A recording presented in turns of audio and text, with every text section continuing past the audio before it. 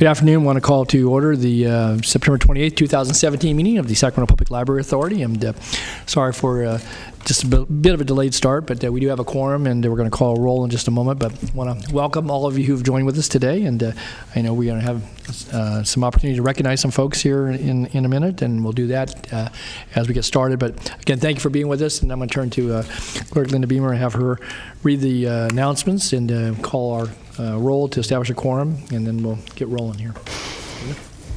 This meeting of the Sacramento Public Library Authority is being videotaped in its entirety and will be cablecast without interruption on Metro Cable 14, the Government Affairs channel on the Comcast Consolidated Communications and AT&T Uverse cable systems, and will be webcast at www.sacmetrocable.tv. Today's meeting is being shown live and will be repeated at 4 p.m. Saturday, September 30th on Channel 14.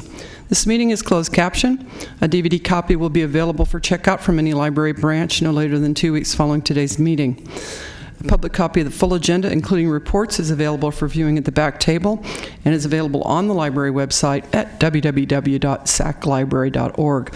Members of the audience wishing to address the board should complete a speaker identification form located at the back table and give it to the clerk. Please speak into the microphone when addressing the board and state your name for the record. Comments are limited to 3 minutes so that everyone may be heard. In consideration of others, please silence your cell phone at this time. Stephanie Nguyen. Darren Soon. Here. Daryl Wu. Present. Linda Budge. Brian Rivas. Here. Jeff Slowey. Rick Jennings. Here. Don Natoli. Here. Jay Chenier. Here. Susan Peters. Angelique Ashby. Here. Sue Frost. Here. Eric Guerra. Alan Warren. Lori Hewer. Here. We do have a quorum. Okay. Stephanie, would you lead us in the Pledge of Allegiance, please, today? I don't know about that. To the flag of the United States of America and to the republic for which it stands, one nation, under God, indivisible, with liberty and justice for all. Okay. We're going to go into, I guess, we take public comments on matters not on the agenda. Anyone wish to address the board anything that's not on the agenda? All right, I didn't have any sign-up sheets, so we're going to go into closed session. We expect probably 10 minutes. And if you'd prefer, I'm comfortable switching the presentations with the closed session, Okay, whatever, well, whatever is the pleasure of All the right, board. well, we can do that then. That's okay. Well, as long as you're okay with that, so, and council is, okay. All right, so since we do have some folks on presentations, we'll go right to those. And I know a couple of these don't have any written reports, but we do have some folks we want to recognize and thank. So, Linda, you want to call down? Okay, our first presentation, 4.1, is the agenda is in error. It should say Best Buy presentation to the Friends of the Sacramento Public Library. Okay. All right. So we'll invite our folks up, our Best Buy folks, and our Friends of the Library. So, and I apologize, I can't hear a thing today. Okay. I have a head cold. What'd you say? Ignore me. Pretend that you understand what I'm saying, and I'll pretend I understand what you're saying. So, the folks in blue. Vaughn Allen is the general manager of the Elk Grove store. He's here with Maggie Duffy Edwards, Bianca from the which store? Elk Grove store, and Sabrina from the Arden store. Mm-hmm. And a little bit, and Sue Powell, who is treasurer of the Friends of Sacramento Public Library. So a few months ago, we were encouraged to apply for technology grants to Best Buy, and because we are not our own 501c3, we work with our Friends of the Library to apply under their name. And I'm happy to say that we got $7,000 to do some enhanced programming at the Franklin Community Library. So we're excited. Did you want to say anything? Come on, Dave. All right, Maggie. It is my pleasure to be able to present the $7,000 to the Friends of the Franklin Library, right, for their STEM, Friends of Sacramento Public Library. Thank you. And hopefully we'll see more RFPs next year. So how wide was the competition, Maggie? Was there... It is our market, which is Reno, Sparks, and Northern California. So we got about 35 RFPs in. We did give out overall $65,000, $16,000 in outgrowth. So. Hey, all right, way to go. Way to go, Sacramento Friends of the Library. A couple of high schools that got it in outgrowth, too. Yeah. So. Well, cool. Well, thank you so much to Best Buy. Did any others want to say anything? Thank you, guys. Okay. Thank you. Well, again, thank you so much. We really appreciate it.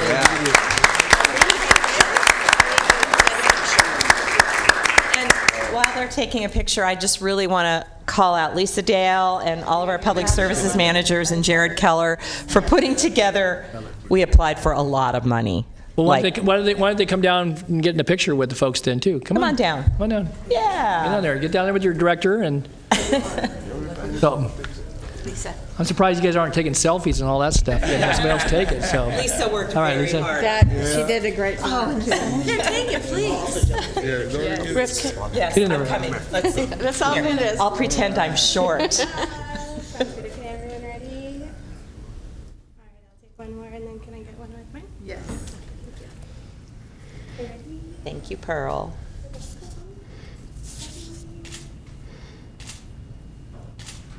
One more. Thank you. All right. Thank you so much. Guys. Yeah. Thank you so much. I Yeah. appreciate it. Really appreciate you making the trip down. Thank you. Thank you. Thank you very much. And did we ask that Sue Powell stay at the podium? But yes, Sue Powell, would you stay at the podium? She's holding on to the check, so you want to keep her close. So. And maybe Pauline could come up since the friends are here? Okay, so we're going to do a proclamation. I think this is 4.2, so I think Ms. Rivka's going to read that. Do you want to do this? Go ahead. You're right there. That's Okay. right. Yeah. Well, because National Friends of the Library Week, which occurs every year around the third week in October, will happen before our next board meeting, we thought we would do this in advance to thank the Friends for their hard work, and I'd like to read it into the record, if I may.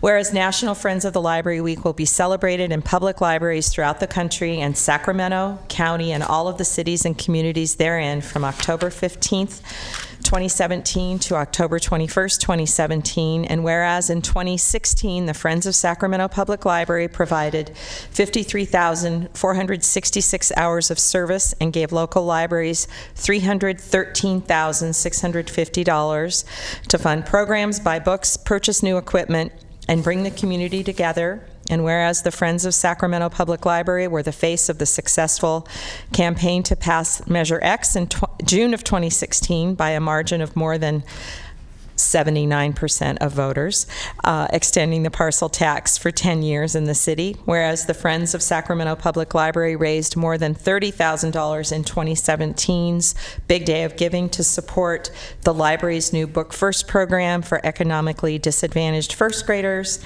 whereas the Friends of Sacramento Public Library provided more than 2,200 boxes of books to more than 40 charities, faith-based groups, and government agencies, allowing people without access to libraries to have access to books.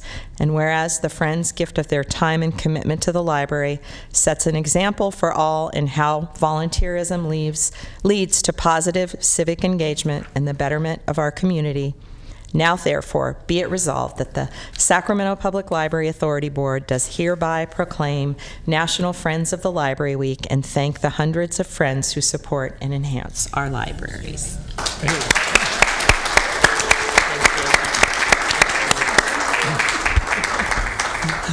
Thank you, Rivka. Sue, do you want to say any words as, Friends of the Library? Is there anything you wanted to add? No? Oh, okay. Okay, we got a whole week devoted to all of you friends, so it's and enjoy. Again, thank you for all you do for libraries and for supporting our libraries. So, very good. All righty. Then with that, let's move down to, we'll finish the presentations. Summer Reading Challenge and Lunch at the Library, I believe is the next one, 4.3. All right. Hello, everybody. I am Christy Ham. I'm the Youth Services Manager for Sacramento Public Library, and I'm here today to do a brief presentation about our wonderful summer successes that we had in this year's summer reading and also our summer lunch programs. So I wanted to go over, you have a written report, which I'm not going to go into, but in terms of our slides, hold on, now I have the power. All right, let's see.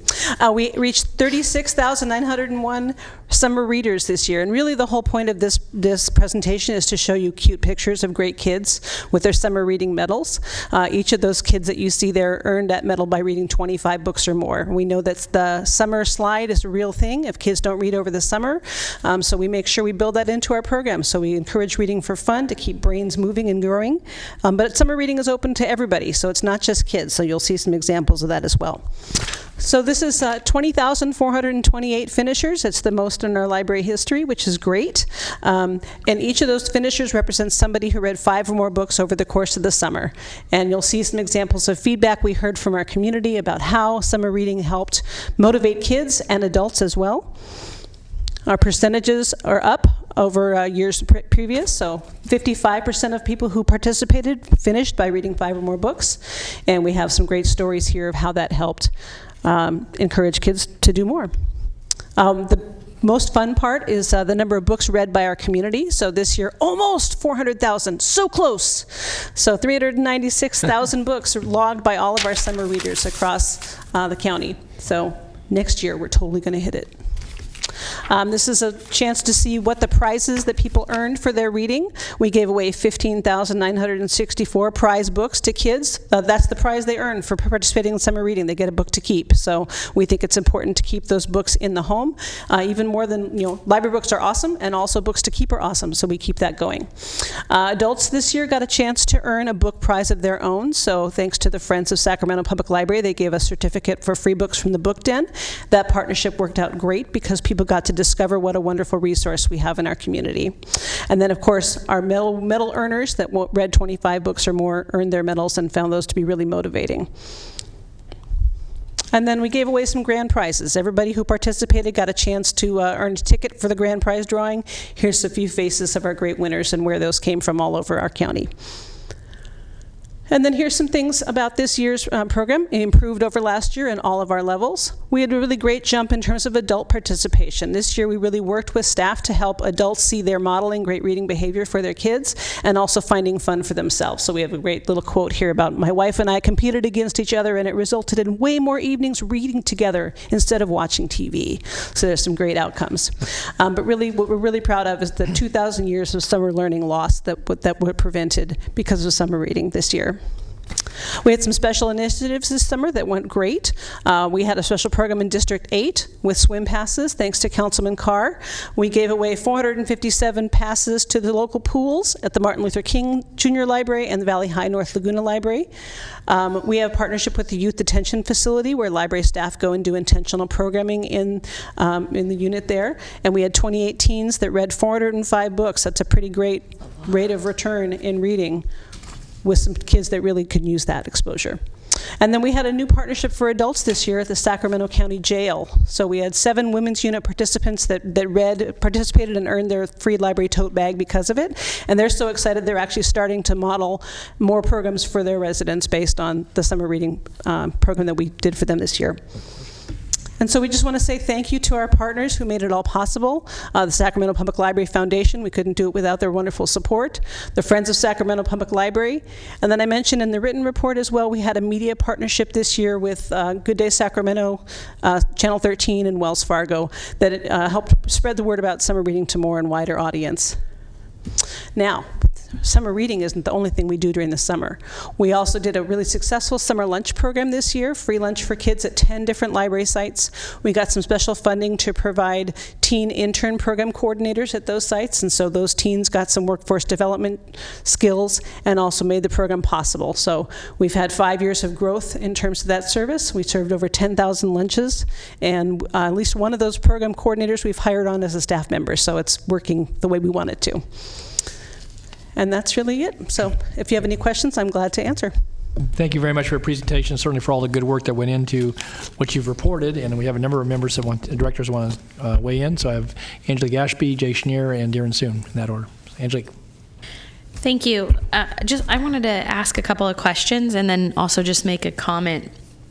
I don't remember how long ago, but I want to say maybe like 5 years ago is when I first started really paying attention to summer reading and kind of what it meant and how to increase that in my district in particular. And we made some changes too, similar to what Councilmember Carr tried, although not giving away passes, but working with the school district to get kids to have library card before school was out was one thing that we did. Big incentive packages. We were giving out, passes to ice cream places or Fairy Tale Town or whatever. And I just want to say it really worked, because now I think we don't break the numbers down quite so much anymore by branch, but Rancho Cordova used to always be the top branch, and my goal was beat them, right? Because I just wanted to see if you did. Yeah, I know now that we finish first all the time, but the reason we finish first all the time is because we started all of that, and now it's routine. It is. It's routine and so now. I think Councilmember Carr told me earlier this year, I'm going to come for you, which I thought that's great. That's what I think we should work on that. So my question for you is, how did that work for him? I know he didn't finish at the very top, but it sounds like he did much, much better at those branches, which is terrific. So did offering city passes to the pools increase the numbers of kids participating and finishing in reading programs at the two libraries where we did that? I'll have to look for the individual branches to be sure, and I will report that out to Councilman Carr when I meet with them in a couple weeks. But in terms of the community feedback we got, those branches reported really wonderful feedback from the community saying how much they valued that additional incentive. The kids really appreciated the chance to earn something that could help them enjoy their summer in more ways than reading as well. Yeah, so I would just say, I'm really interested in that, because I think as individual representatives of areas, we're always looking for ways to get people to pick up good habits, whether that's reading or gardening or farmers markets or whatever. And so I would love to hear more from you about what incentive packages seem to work the best, or which things that we tried, like did serving lunch there increase summer reading, and if so, by what percentage?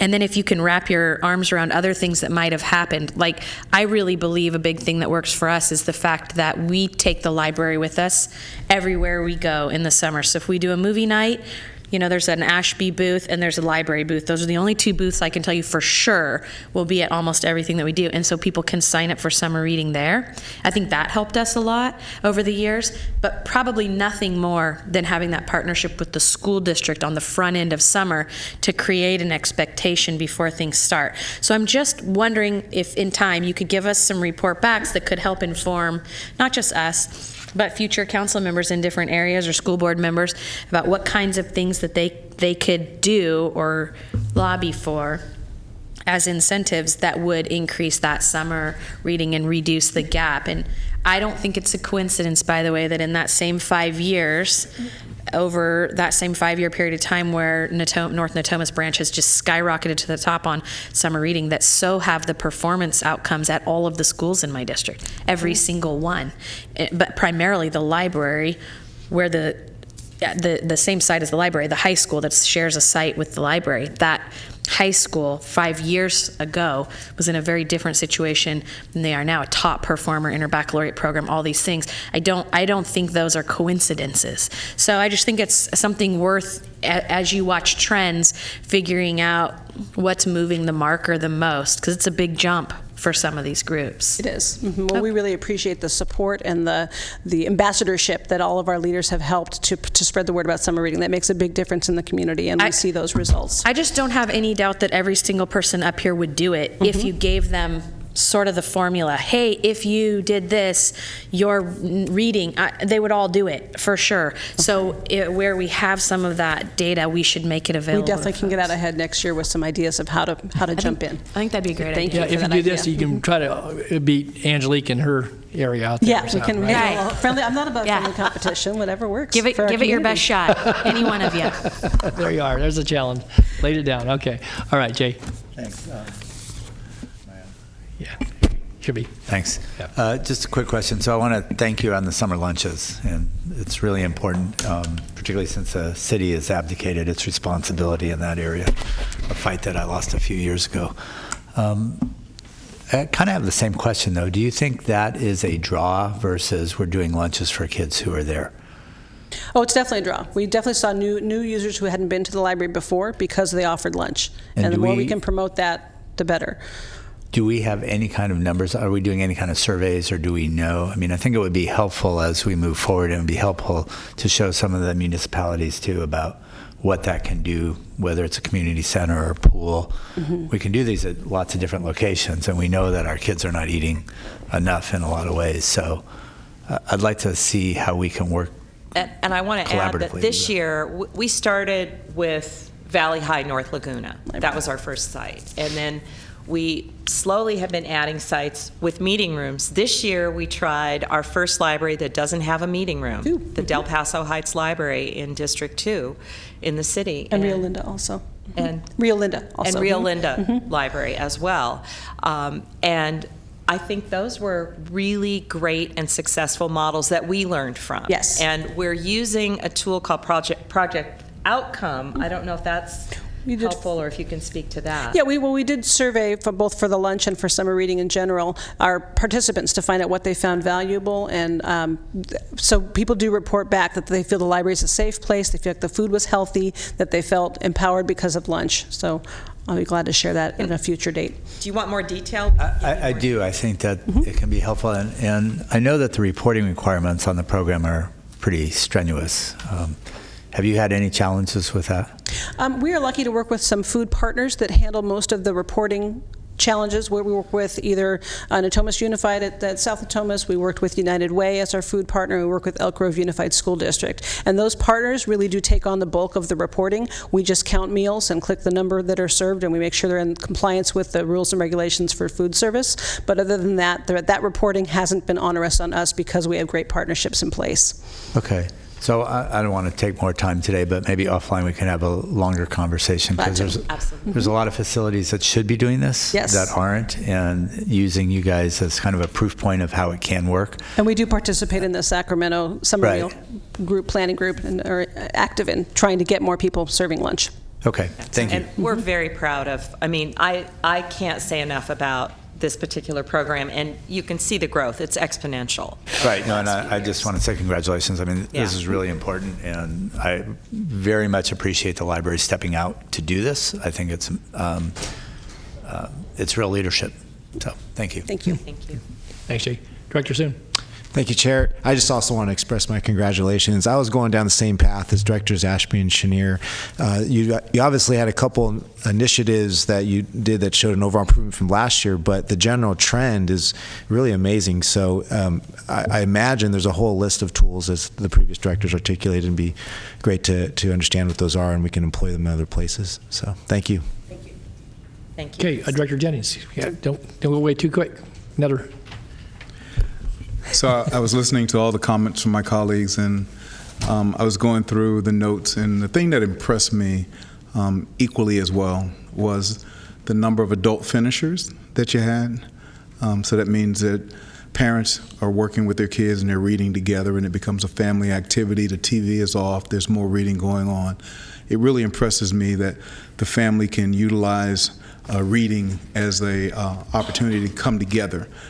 So I was really impressed with that, and I just wanted to congratulate you with 25% over the 2016 totals. But then I went to the next bullet, which talked about if 5 books prevent 2 months of summer slide, then this year we eliminated over 2,000 years of summer reading loss. And that was just, I mean, that's an incredible number. And so, again, I just want to congratulate you on just doing great work, really making a difference. This is helping our parents, helping our kids, obviously. We're developing the future. And so congratulations. I just want to highlight those things. Thank you very much, and thank you all for the support. Yeah, appreciate it. Thank you. Great job. Great job. Okay, nothing further on the summer reading program. Again, congratulations to all, and certainly to all the participants who benefited in so many ways. Then we'll move down to item 4.4, which is Galt Library Facility Update. And- So Alice Bernardino is going to do a brief presentation. All right. Alice, She's good with the afternoon. City of Galt. Hi, my name is Alice. I'm an engineering assistant with the City of Galt. I'm managing the library expansion project, well, the design of it. And just to let you guys know how this has been going, we just completed phase 1, which is just an overall conceptual plan that we have. And so I'm here to show you guys because you're the customers. You guys are using the building, and so we want to make sure that what we have designed so far is what you guys would like to see.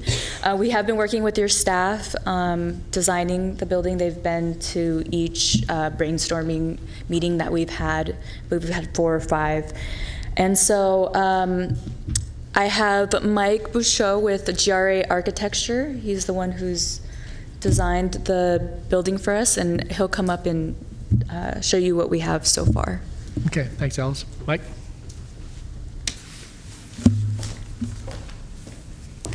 Thank you, afternoon. Alice. Good afternoon. As Alice said, my name is Mike Bouchot, and I'm with GRA Architecture. We've had the privilege of working with Sacramento County and the City of Galt in putting in sort of the design, the front-end design of this project, and we have a brief presentation to show you where the project is right now. And hopefully, and this is how we spent our summer, so. Is it not advanced? There we go. There we go. This is the site plan. This is in the City of Galt. The existing site currently has the existing building, which is a 4,300 square foot building, and we've added a new addition, which is about 3,000 square foot. So the library has about doubled in size. Some of the changes to the site. Does this have a pointer on it? No. No. Okay. The old site plan and library actually had the parking in the northwest or in the east-west direction, and we changed it to a lineated, as you see here, that runs along the entrance driveway. This was to commingle with the events that go on Wednesday, and I believe it's Tuesday also, isn't that correct, Alice? Yes, for the public evening events, and to really help pedestrians and vehicular traffic separated. So But again, you're going to realign the parking lot then? we are currently, the parking lot, as I said, runs east-west, is very small, and I think we've gained some parking there also.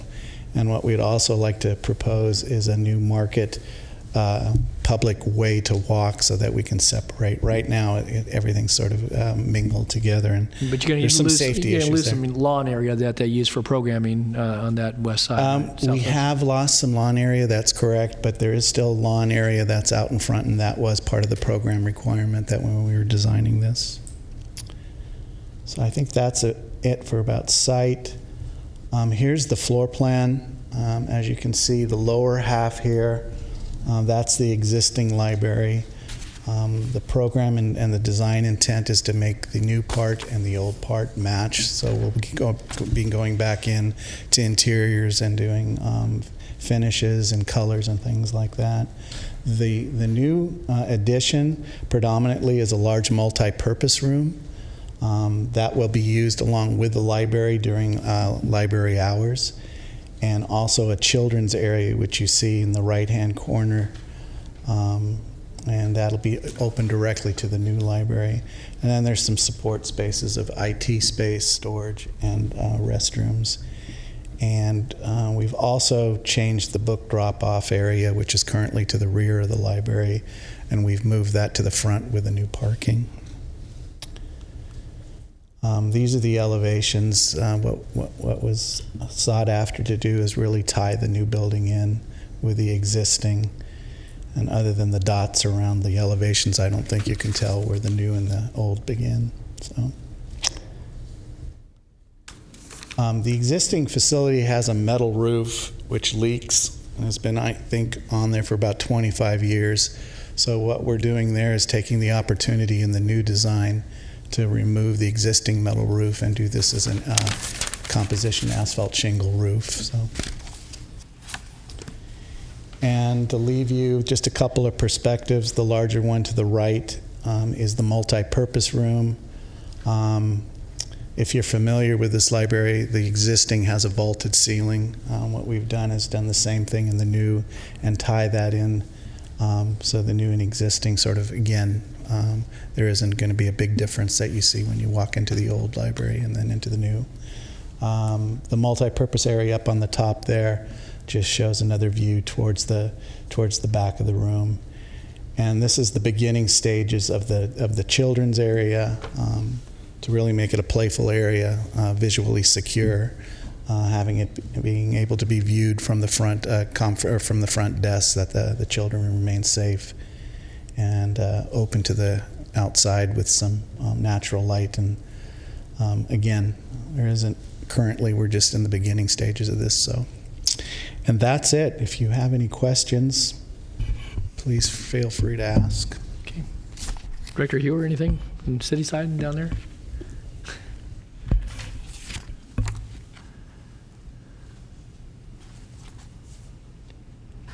Hi.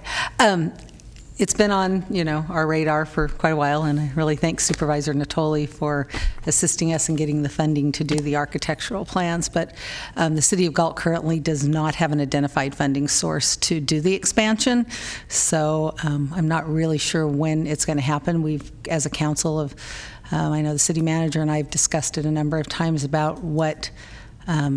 We're going to continue to look for funding sources, but currently there's not an identified funding source to build the project. Okay. But when they're identified, you'll be ready to break ground. You're ready to go. So you said these are preliminary, or so you'll go all the way to what juncture? You'll have a full set of plans that would be. Well, right now, biddable? I'm sorry. Go ahead. Yeah, I was going to say. So will you take it through to a full set of plans that then would be biddable, or are not going that far? You're just going to have the concept and design so that when funding is identified, you could be ready to go. If there are grant opportunities that you needed to have a library addition done in a certain amount of time, sometimes those opportunities come along, but you have a tight constraint. So right. Where will you end up when you're done with this? Well, our contract right now extends to the design development phase, which is really the engineering phase. Where, the design is complete. Now we'll bring the engineers, the structural, mechanical, okay. And the objective there is to provide enough drawings for the City of Galt to have a complete understanding where the project lies money-wise, budget-wise, so that they can see where what funding needs to be made available. So we're probably about another 2 months till we complete the design phase and the budget phase that we'll hand back to the City of Galt. Okay. Thanks, Mike. Thanks, Lori. Director Ashby. Yeah. Is there a projected cost associated with this expansion? Yes, the current well, yes, to answer the question, the reason I sort of hesitate and have a little laugh is there's a difference in cost. We started this off at the City of Galt really thinking it was going to be closer to $1 million. Our costs are about 1.8 is what we really started off with before we even started design. So yes, so that's really anywhere from about $1.8 million.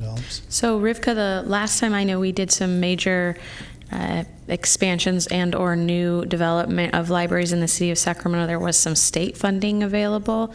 Is that state funding going to come available with this school funding that's also coming forward? Not to our knowledge at this point. Libraries, we actually statewide, the California State Library commissioned a study to look at the feasibility of another bond measure similar to the one that was passed in 2000, and it doesn't look very viable at this point. So, does this share a site with a school or any? No. Okay. Okay. Thank you. You're welcome. Okay. Thank you, Mike. All right. Thanks, you. Thanks, Alice. Anything else then? Thanks for the update. Thanks very much. Okay. All right. If no other questions on that, then we have a couple more presentations. Sacramento Public Library Foundation report. There's no written report. We have no, nothing. Okay. And then Friends of the Library. Anything further? Nope. See none. Okay. All right. Then we'll go to Director's report, and then we'll at that point we'll. Then we'll go do back. Close session. Okay. Yeah. Well, in the interest of time, I will refer all of you to my written report, but I wanted to call out a couple of things. One is that Congresswoman Matsui has once again nominated Sacramento Public Library for a national medal, and we are working on our application, and we'll keep you posted. We feel like we're always a bridesmaid and never a bride. Both times we've applied, we've ended up as a finalist but did not receive the medal. We think we have a strong application, and we think we deserve it because we do very good work for our level of funding. I also want to remind you all that after this meeting tonight, if you have a little spare time around 6:30 and you need a little inspiration, walk across the street to the Library Galleria. It's our third career online high school graduation tonight at 6:30. We have a total of 14 graduates of our accredited high school diploma program who will be walking, and we have one GED recipient who will also walk, because we think that too is worth celebrating. And it's always a very inspiring evening, and one of our speakers is a graduate from our first class from 2 years ago.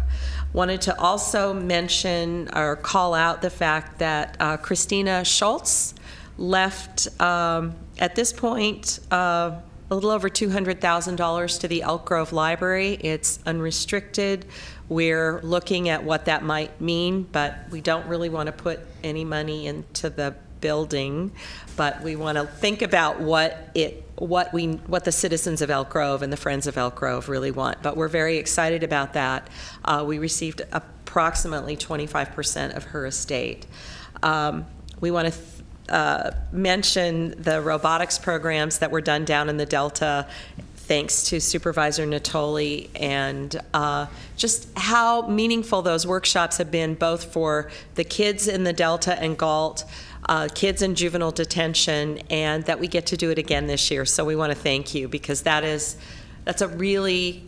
a great program, because the kids from SES High School down in the Pocket are the ones who present the workshops and work one-on-one with the participants, and they get as much out of it as I think the kids who are the participants do. And we have reached out to a local nonprofit that serves women and children, and they're very interested. So we'll update you on that. They really want to do it. Great. And then finally, I just want to mention that the day after the next board meeting, I get to fly to Amman, Jordan, and I'll work at the Sharza camp for a week and understand what the refugee situation in the Middle East is. It's the camp for Syrian refugees. And then I get to go to a conference and give a talk about what we do in Sacramento at Sacramento Public Library. So I'm pretty excited about that. So any questions? Thanks, Rivka. Any questions? Again, very busy summer, lots of respects, a lot of good things going on. All right. We do have consent and information items and one action item. I was thinking we'd take the consent, but we may have speakers on the consent. So let's take a quick break here, do our closed session, come back, and then we'll finish up the agenda and hopefully be out of here fairly quickly. So, all right, so we will break to closed session, be back shortly.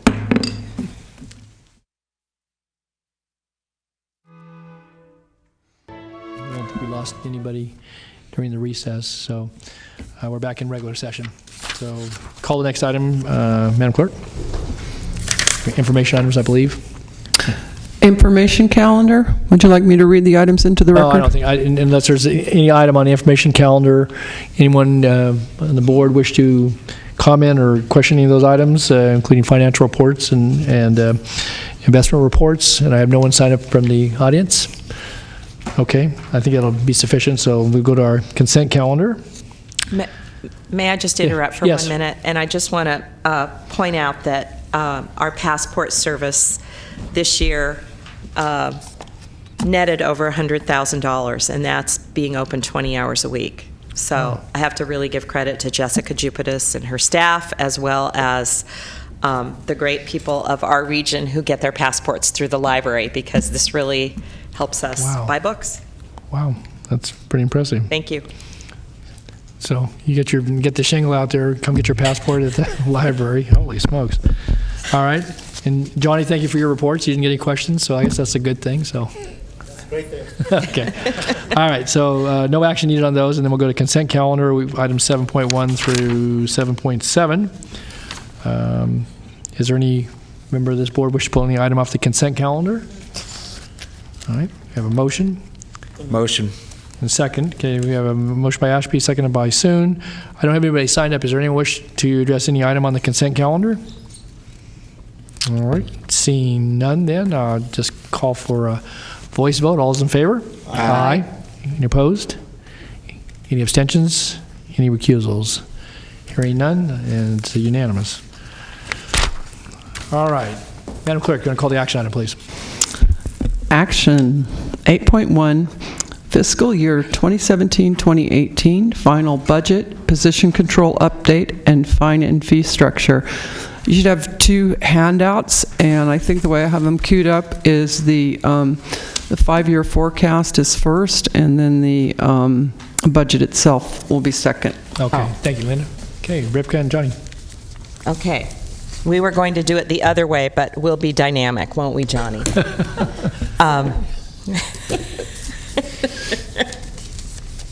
So, all right. There we go. This is all information that I think all of you who've been on the board for a while, and even the new people, know by heart. And those of you especially who were on the Budget Audit Committee are familiar with where our funding comes from. And in the interest of time, we're not going to repeat this. You know we cost allocate. You know approximately 55% of the budget comes from the county. Oh. 40%. Yeah. It's on page 222 of your packets. Under two major sources of funding. Are we in the right place? Yes. Okay, good. And you know that the City of Sacramento contributions come from the general fund as well as two parcel tax measures. All right, I'm going to turn it over to Johnny for a little bit of analysis on the 5-year projections of our City of Sacramento funding. Okay, so again, in the interest of time, we're not going to go through all the numbers. So I'm just going to highlight some important numbers to look at. So we started with the audited financial statement, so fiscal year 16, where it says actual. So these are audited numbers. So the estimate fiscal year 16-17, we're actually going through the audit right now as we speak. Our auditors are on site for the audit. So the current year budget is FY 17-18. So we're looking at a combined city general fund balance of $6.8 million once we close the books. So the next 5 years out, these are the numbers that we wanted to highlight. So the general fund combined with the parcel taxes, Measure X, Measure B, again, it's, no matter how we balance the budget, we're still looking at a structural deficit. So if you look at FY 18-19, we're looking at a structural deficit of almost 1.2 million. The numbers in the red towards the bottom. And then as we move towards the right, again, each year we're operating at a structural deficit, meaning that our revenue projections are coming in lower than expenditure projections. On average, and this is including the City of Sacramento's step-up increase that we've been working with Lainey Milstein and her staff with the City Council, the Sacramento City Council. Even with the step-up increase, we're still showing a structural deficit of close to $6 million in year 5. So we'll wrap back to this schedule towards the end, and we'll kind of talk about some plans on how we can hopefully show up the deficit. Okay. Okay. You want to talk about the next page, or shall we move on? Yeah, this one's just really quick. This is the city general fund, so we call it Fund 202. Again, the general fund contribution that we get from the city of Sacramento. Parcel Tax X sunsetting, as you know, Measure X is scheduled or slated to sunset this fiscal year, so June 30, 2018. So that's the reason why we show a fund balance of 0 at the end of the fiscal year. So the plan is we'll fully spend all the fund balance in Measure X, the sunsetting measure, and then in FY19, we'll start budgeting. This is also known as the Parcel Tax X renewal. So in FY19, we'll start budgeting in Fund 205, which is kind of, in a sense, picking up where 2 or 3 left off, and then we're moving on. And the new parcel. just to refresh everybody's memory, the new Measure X, which was passed in June of 2016, provides language that's a little more flexible regarding library operations. And so that's why the old fund is being sunsetted and spent out, and the new fund is being implemented. And the Parcel Tax B, also known as Fund 204, again, this is for core library services. And once again, looking at, starting with FY19, a structural deficit of 28,000, 68, 111,000, and so on. So this is a simple graph that we put together, and mainly it just simply shows our revenue sources are being outpaced by expenditures. So on average, again, we're seeing an increase of about 3% in revenue increase and approximately 5 to 6% in expenditure increases. So, and those expenditures are labor costs, step increases that are mandated by contract, the increase in cost of doing business, because while many businesses have come out of the Great Recession, they're raising their prices, and we get to pay those increased prices. So there's just a gap that is a piece of the current reality. And another big part of that increase is, as you all know from your respective agencies, CalPERS revised the discounted rate. So in 5 years, we're projecting to see a cumulative increase of approximately $2 million in additional employee contributions. So that all goes into the expenditure projection and analysis that we have in here. And the next page is my favorite page because I think it illustrates really well sort of what the issue is regarding the structural deficit. If you'll look, and I really thank Johnny for coming up with this. If you look at the very bottom, it highlighted in yellow, the $1,800,000. That's, I think you put that in there just to show, well, if we had that additional contribution, we wouldn't be at a deficit. That actually also coincidentally is the cost, pretty close, of operating 3 new libraries that were built and opened in 2009 and 10 without the funds to operate them. So we've been playing catch up all of these years. Yeah, and this is the message that Denise Davis, the former assistant library director, had conveyed to the board, over the last 6 years. So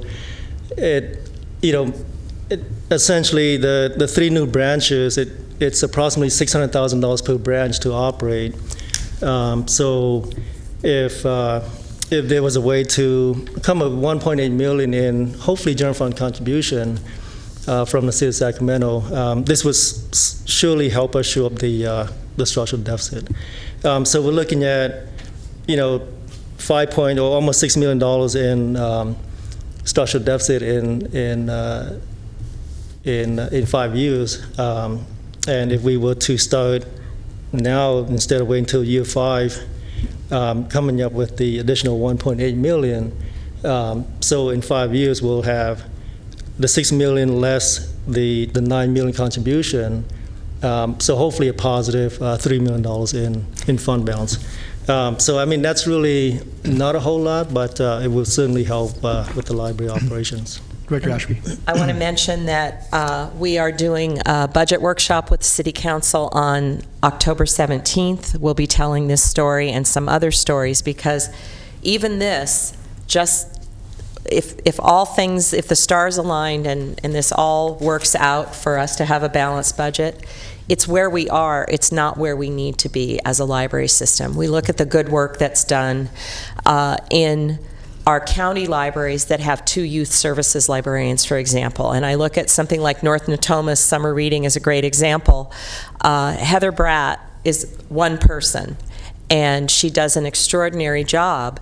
If there were youth services, if she had a partner, she could visit more schools, she could have a bigger impact, and that is true in so many of our locations around the city where we either share a youth services librarian or we don't have one at all, or we don't have enough staff to open additional hours. So this is all information that we need to share about how we would like to operate and what our reality is. Thank you, Chair Natoli. First of all, I'm not sure I would concede that Heather Bratt is one person. I'm not convinced of that quite yet. But clearly there is a city, we being Rivka and I and others who have worked on this for a while, knew that we were narrowing in on this gap. This gap was much larger 5 years ago and much scarier prior to B and X. So what we've really been trying to do is hone in on what is that gap that the general fund needs to get to and how do we achieve it. And when the city passed Measure U, we were able to take one step back towards this. We had taken steps backwards, so really we just got back to where we were. And then X and B allowed us to close it up a little bit more. In addition to you coming on the 17th, Councilmember Jennings, Chenier, and I are all on the Budget and Audit Committee, and I believe we're going to receive a presentation from Lainey Milstein on the 3rd that will start to talk about how we ramp up to address this deficit. And in the next, 6 to 18 months, the City of Sacramento is having discussions about the renewal of Measure U and what that looks like, and how the library plays into that is something that I would encourage this body to pay attention to, and Rivka and Johnny in particular to stay engaged in those conversations, which I know you will. But right now, the city is trying to determine what that Measure U, just like we did with X, would look like on a renewal. What would be included? How would the language differ a bit, and how that might assist us in meeting this 1.8 million annual gap moving forward is probably a discussion that is relevant right now. So absolutely. Just as an update, this is being discussed on the city side of the house, and I, for one, see this as progress because years prior to this, we didn't have this number. It wasn't this finite. We weren't able to close in on it. So good work. Thank you. And I really, really want to thank the city finance staff. Lainey and Dawn and Jason have been extraordinary helping us get to what do you really need us to tell you, and they've been great coaches and mentors to us. Okay. So just really quick on the lines of thanking, Ashley, Director Chenier was the one that asked if we could put a 5-year projection. So so he's the kind of the spearhead on this one. So just wrapping up our slides really quick. I love this slide. The County Sacramento Fund. Oops. Right. I guess we is that zero or what is that? No, it's just property taxes. It's stable. We know what it is. Right. We know how to budget for it. It's solid, so we are comfortable with the revenue sources and expenditures. Yeah. We should have just put a big smiley face. It certainly saves on the charts. I know that. I don't have any. Okay. So any additional questions or comments? Okay, let me ask directors any questions about that. Okay. Yes, Director Frost. Yeah. On the I noticed on the county side of it, the county has quite a lot of reserves. And I'm curious to know why haven't been on this board for a while. Why does the county we have more libraries, but we have all these reserves? Is the county just putting more money, has more revenues going into it? Well, there are a number of factors at work here. Part of it is the county is relatively stable, and for a number of years, and it's only been in the last couple of years that I would say we even have dipped into reserves. During the Great Recession, we did, of course, because property tax revenues were down. But we also have, I'm trying to think, we don't necessarily, because we try to be prudent, spend everything we get from the county, so that fund balance does build up. And we also require a certain amount of money just to operate, to pay our bills. Yeah, and if I can add, we've been really prudent in terms of budgeting, back during the economic downfall, so the fund balance was declining. So over the last, I'd say about 4 years, we've been seeing nice increases, and that reflects the increase in values to property. So in terms of revenue, it's in line with property tax increases, where it's not set and flat, from year to year. So if the housing market goes up, then our property tax revenues will also increase. And so we've seen a nice jump over the last couple of years in terms of property tax receipts. So in 2020 to 2023, we're showing that we'll have losses on the county side, but in theory, if property values go up, that could zero out or look very different by the time that comes. And we have gradually been adding staff on the county side, but again, we always worry that another recession is just around the corner. I don't like to think like that, but it's prudent to think that way. I think we have to be prudent. So it's that balance of how much fund balance is too much fund balance, and we have looked at using one-time expenditures. That's where the refreshes of the different libraries have come from, which is why we've dipped into the fund balance. So the interior improvements to North Highlands, Arcade, Arden Dimmock, for example, were all used with fund balance. So this brings me to you mentioned that the average library costs $600,000 a year, and I know we have this dream in Orangevale, and but in Orangevale we'll be drawing on bond money to fund the capital improvement for the library rather than utilizing fund balance. How do you decipher how that works? Is it just based on what the County Board of Supervisors voted to allocate this bond money for this library, and that's where it goes? Well, and that goes back to the Joint Powers Authority Agreement and who's responsible for what.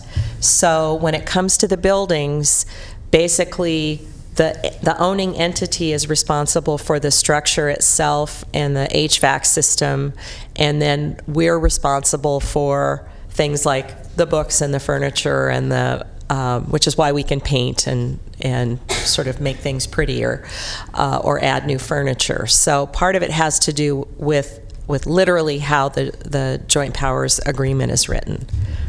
And so when we draw down on that bond for capital improvement, the monthly payment on that is paid by the county. The county or the library authority with county funds. If it is a county building, I'm going to turn to our legal counsel for I'm just curious for his thoughts on this, but because the owning entity is responsible for the structure,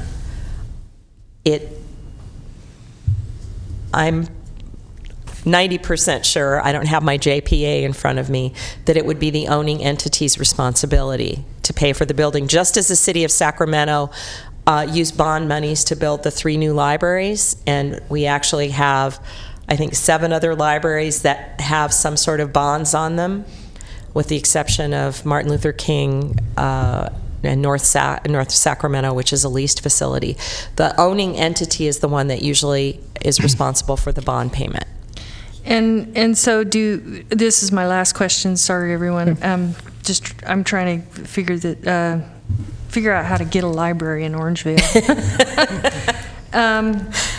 Do you see these numbers, this forecast, as sort of a barrier in any way to, just feeling really good about a project in Orangevale? I mean, does that create a hardship on this budget, given that you're already forecasting, that it's not sustaining, the revenues are not, superseding the expenditures over time?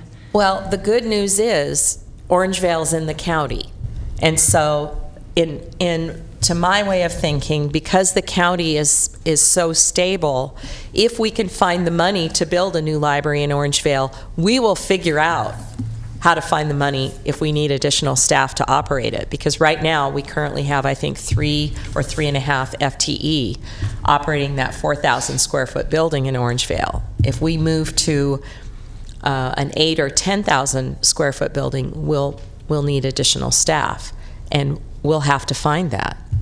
And the good news is there's fund balance that will help us do that. So it's not a barrier. You don't see. I don't see it as a barrier. I do not. It's a matter of finding the right. I think it's building that can be repurposed. Exactly. Whatever. I thought I liked what we found, but. Yeah, I don't want to put. I mean, maybe when you're ready, you can give us an update.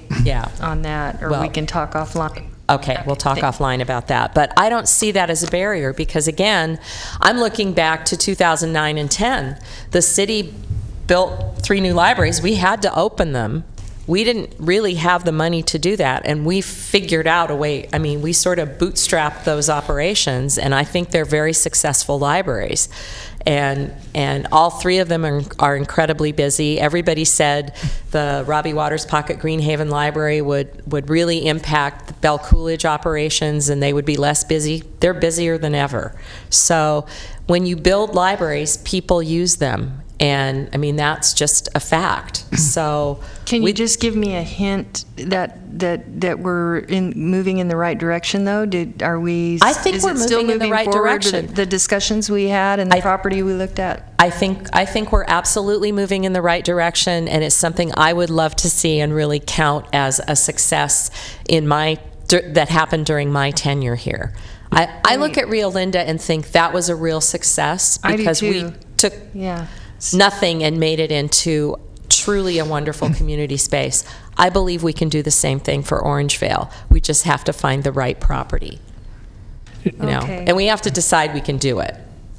Director Frost, just by way of information, we're not limited on the county side to just property tax revenues. I will just tell you, during my tenure on the Board of Supervisors, there have been a couple of occasions where the board, either through general fund revenues, through the tobacco litigation settlement monies at one time, another time through the TO funds, made monies available for capital expenditures to either make to coincide with some bond monies that were available and or other monies that have been accumulated through county funding streams to actually make those ventures possible. And so I would just suggest that it may be something we want to visit with the county executive about, because again, as we do our county budget, all they're going to rope off is the property tax revenues that go to the libraries and say, here's the share you get.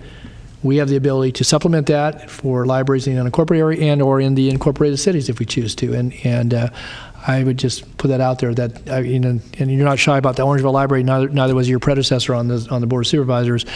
We were in some very tough budget times. I think we're in a point of time where we could look to that, but that's a Board of Supervisors decision to supplement that and to direct it to a particular facility if we choose to. So. Well, and also, the Orangevale community is receptive to repurposing a building, and in the past what they've had is plans for a brand new building that was going to cost $10 million. We have $5 million already set aside in bond money. We can go tomorrow if we can just find the right property. So, I mean, I don't think we're short of money. I think it's a matter of finding the right space. It's just been a challenge. I just wanted, but I did want to make sure that these numbers didn't create a problem for your budget if we're opening another library. That was we are very kind creative. Of more, okay. We'll figure it out. Okay, I promise. great. No, I mean it. Thank you. I know we can do it. Johnny's like kicking me right now behind the podium, but no, I believe we can do it, and there are many, many ways that we can make that happen. And, you know, if nothing else, we are incredibly efficient about how we staff and how we operate and how we use technology. And I think we're learning a lot from the automated material handling system that was Jared's brainchild. That's working very well to help us get materials out to people more quickly. I think we're learning a lot of things. It means a lot. I mean, these communities love their library. They do. They do. We know. Thank you. All right, Director Rivas and Director Ashby. Brian? Thank you. I just want to clarify my understanding that with regard to the structural deficit, the plan for addressing it is to ask the city for more money to cover it, right? Because our funding is cost allocated, right? That's where that I know it says 55 39, but I lump in the 5% that we get from rentals and things like that. It's more like 58-42 or 56-44, how it's divided between the city and the county, right? And there's a kind of a hard line between those revenue sources. So on the city side, the deficit, and this is where the challenge is, the deficit is on the city side, and yet what do you say to the the library user who may live in the city but uses a county library, or lives in the county and uses a city library? They don't know the difference, and that's one of the challenges that all library systems have. Most or many library systems are districts where the money's all in one pot, but in this case, California is a little bit different, I've learned in my 8 years here, and we have to really have that hard dividing line. So it is the city's responsibility. Those 3 new libraries came from the city. That deficit comes from a combination, the trifecta of issues that, from the Great Recession to building 3 new libraries to the city suffering some great setbacks, all of that. So it has to come from the city. And if it doesn't, then this board is going to have to look at reducing services. Correct. Okay. And we would have to reduce the services on the city side of the house. There are other complications because the city holds bonds on many of the buildings in the city. So there are only so many libraries that we can look at closing, for example, if it came to that. Instead, we're really pleased that we've shined a light, and Johnny's right. Director Chenier asked for this last year. We presented it, I think, at the December board meeting. This is a tweaked version of what we presented last December, and we will continue to tell this story until we're all on the same page and it's being addressed, and the city is stepping forward. We have 1.5, I think it's 1.25 more this year than we did last year in general fund. That's significant. That goes a long way toward helping us not dip into that fund balance, the existing fund balance. So we're going to keep moving. Thank you. Fine. Angelique? Okay. So some of this I may just have forgotten. I know you're having cold, can't hear. Right. But remind me how the other cities besides the city of Sacramento contribute to the library fund. So the 5 county cities, as we call them, I have to do them in alphabetical order. I always forget one. So it's Elk Grove, Galt, Ileton. Citrus Heights, Elk Grove, Galt, Ileton, and Rancho Cordova.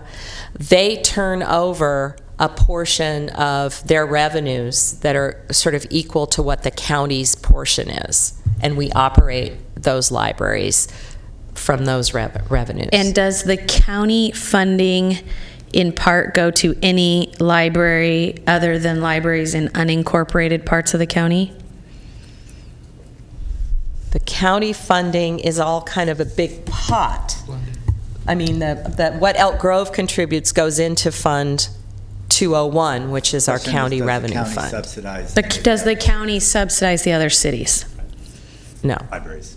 So if you separated out Elk Grove, they would pay for their own libraries, there would be no gap.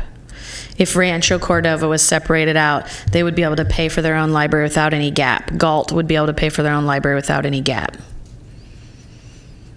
Let me get to the bottom. I'm deferring to the smart guy to my right. Let me get to the bottom line of the point of frustration.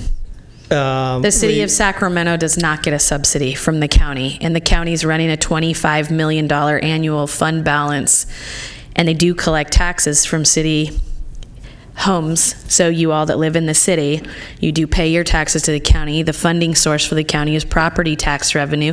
It does include city of Sac residents, and on top of that, city of Sac residents are doing X and B and a general fund allocation. So there's a constant source of frustration for me that I think the county ought to be helping the library branches inside the city of Sacramento as well, as opposed to sitting on 25 million while we're looking at a 1.8 gap. So just moving forward, if we're going to start talking about this balance of where funding goes and comes from and how the subsidies work, I don't think it's fair to think of the people in the city of Sacramento as not being in the county of Sacramento, because they are, and they're already contributing in every way. In fact, they contribute into the fund that is the Sac County Fund that doesn't support their libraries, but rather supports Elk Grove, Galt, Rancho Cordova, Ileton, and Citrus Heights, right?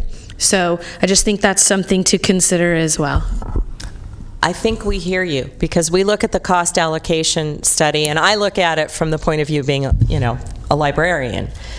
Everybody uses everything, and at the end of the day, it all evens out.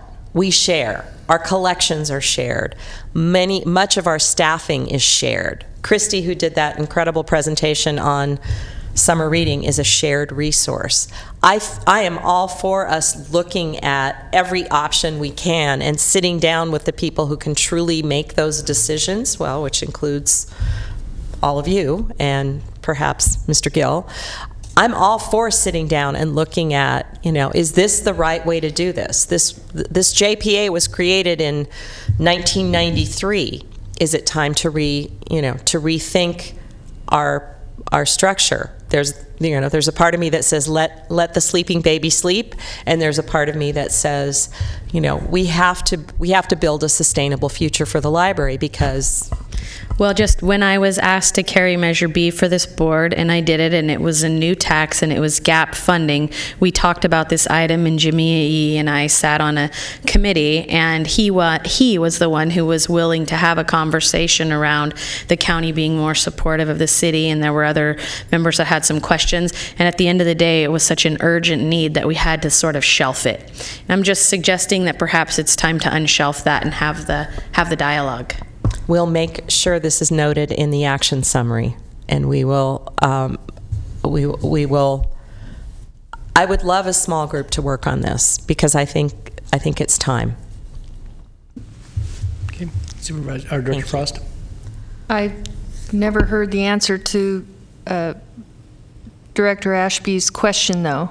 Does the county subsidize? Does each of those cities pay for their libraries, or does the county subsidize them and not subsidize Sacramento City? I didn't hear the answer to the question. Go ahead, because it's a good question. It is a good question. So the county revenue sources comes from property tax revenues, and so it's all the unincorporated areas of the county and the 5 cities that Rivka mentioned. So that money goes into the county fund. We call it the Sacramento County Fund. So property tax revenue for the library portion for the city, I believe, goes to the city, and it's part of their general fund contribution. So it's not, and we don't get an itemized breakdown per city, per county, and so forth. So the money comes in, and it goes into one into one fund. So we don't really get an itemized amount per cities. And if I just could add, 3 of those cities have revenue neutrality agreements that relate to property tax. Libraries are touched upon in those agreements as well. Obviously, there's a repayment to the county. There was, considerations. Some of those will go away. They all will go away over time. But libraries were considered as part of that. And I just would add that Galt and Ileton pre-existed, obviously, along with Folsom. Folsom was not a part of the system, chose to do their own library. And Galt and Ileton were small portions of that, but were part of that blended piece pre-93, part of the original agreement. Subsequent to that, obviously, the other 3 cities were formed, and so I don't know how it's reflected. Again, I don't think this question has been raised before. Certainly, it's a fair question, but it's one that I don't think there's any particular breakdown. But I think you look where some of the growth has occurred. Obviously, it's been in 2 of the 3 cities relative to additional property tax, same citrus highs. Certainly in the city of Sacramento with growth, but. I didn't want to interrupt. I just want to tell you that there's a lot of history behind the formation of that, and things have happened since then. Obviously, both in the city of Sacramento, but in the other cities, and certainly in the unincorporated areas. So given the fact that JPA agreement, revenue neutrality, some of the cities actually have libraries that have no bonding, so their debt is lower. I would like to see the numbers, and I would like to see how the numbers shake out to see that all the cities are treated fairly. They should be. Sacramento should be treated the same, but we can't really look at that unless we see those numbers. We can't really see the whole picture unless we look at the whole picture. We'll do our best to get them for you. But it's going to probably take us a while because we're going to have to sit down with the city managers of each of the cities. Okay, thanks.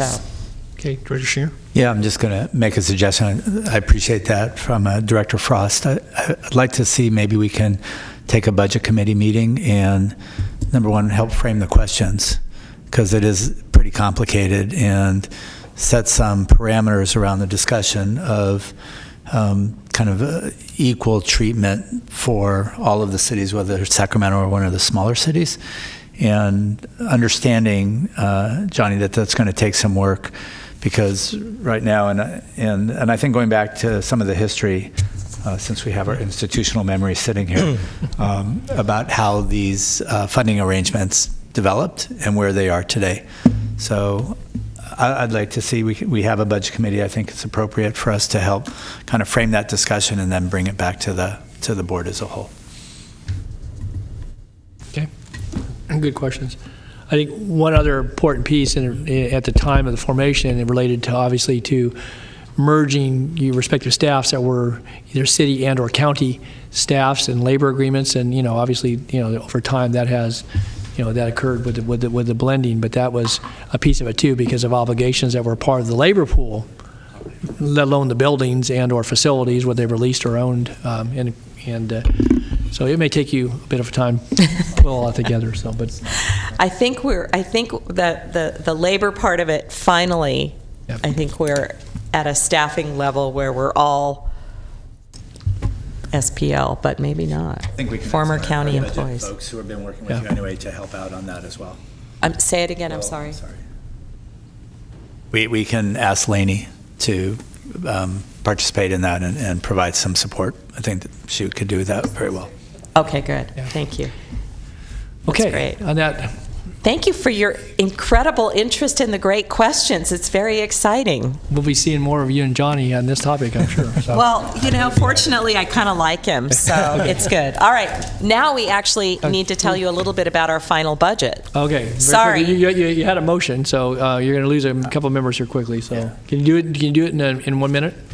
Chair Natoli, this was an information item that was part of the budget. Oh, okay, so I thought it was an action. So what was the action item? Okay, so the 5-year forecast was an attachment to the budget, and the budget itself is the action item. Okay, so and we had them in a different order than what you planned to do it, and we're going to lose members here in just a moment. Right. So okay. So give us here's the 30,000-foot view of our final budget. Okay. There is a difference, as you will see on page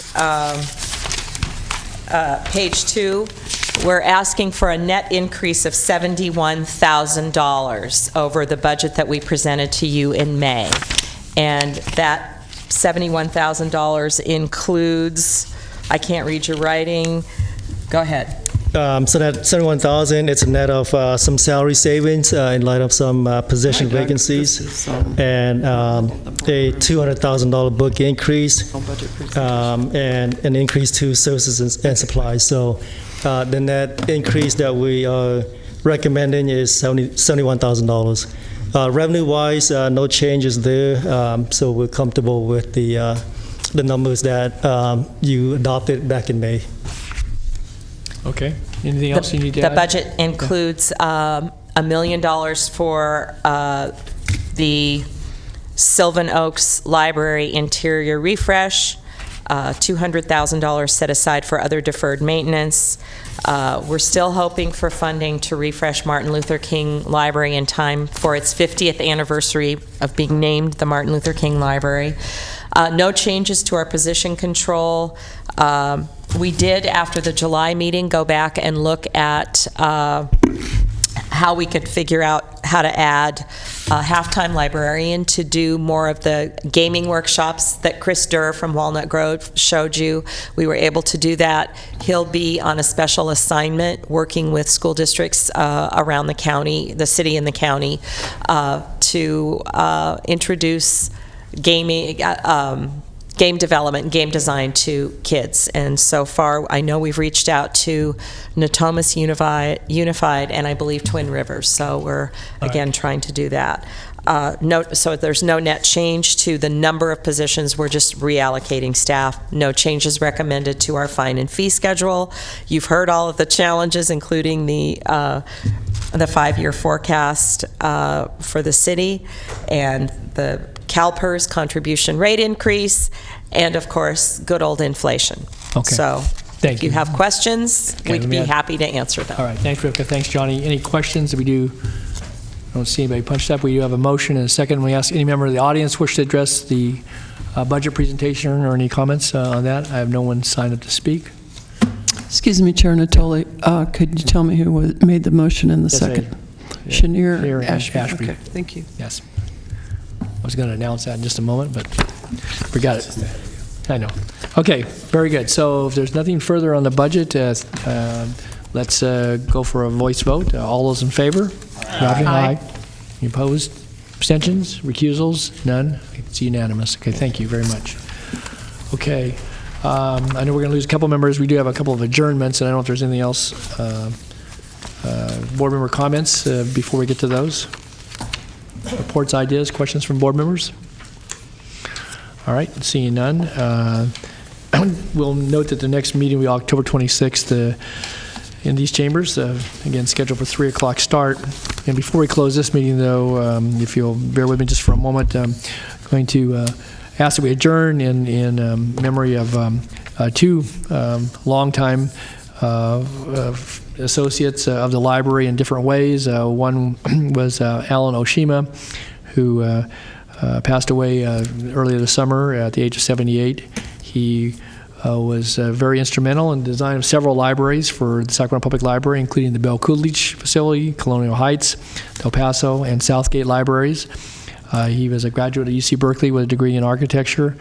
In addition to, obviously, his architectural talents and the work that he did for this library, did work in other public facilities and was known to members of this board, I'm sure.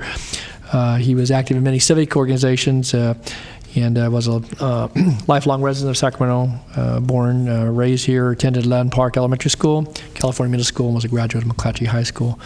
And Alan and his firm, again, did much work for the public libraries in our community.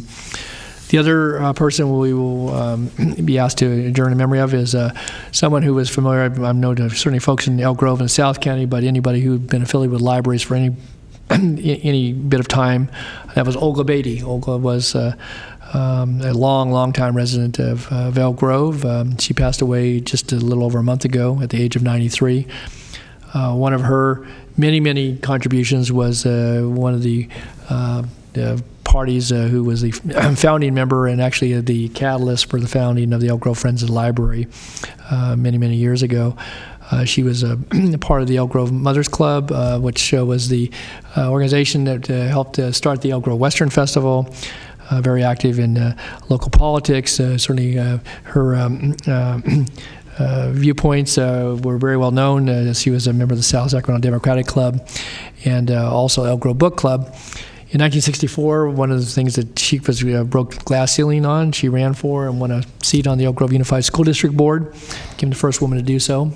Served a very distinguished period of time on that board. She was a teacher, taught at Joseph Kerr Middle School, and was recognized in the Elk Grove community as Elk Grove Citizen of the Year in 1993.